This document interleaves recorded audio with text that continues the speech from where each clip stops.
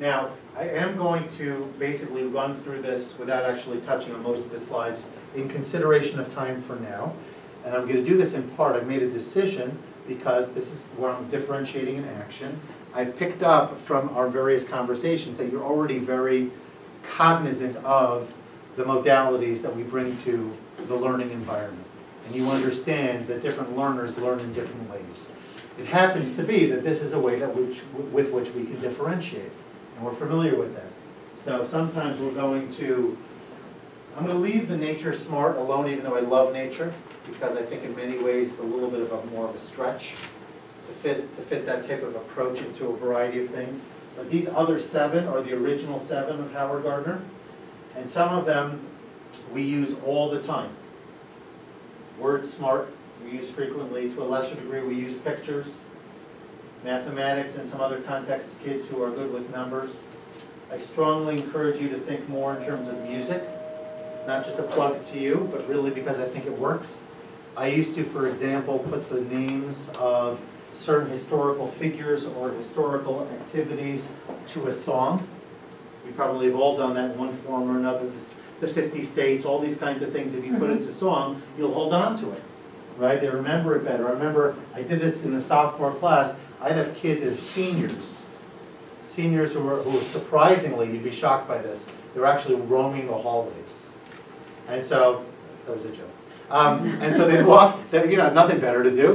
They were free periods and all this kind of stuff. They'd walk into my classroom when I was teaching this now to the next batch, and they'd jump right in. Not only did they enjoy it, it brought back good memories, but they actually remembered some of the words.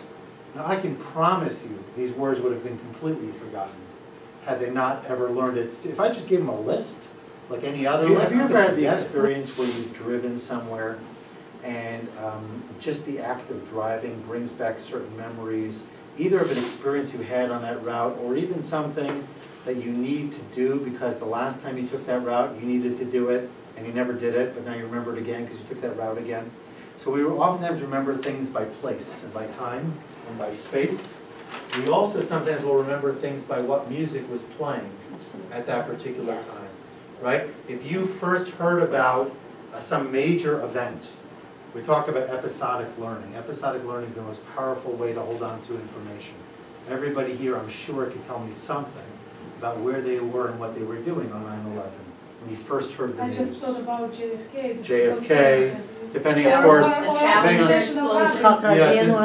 depending on who you are, how old you are, where you lived, what's important to you, the shock, typically, or just the incredible nature of the experience, it'll bring back information. And we actually should spend more time creating episodes of learning, because the episodes of learning do contextualize memory in a great way.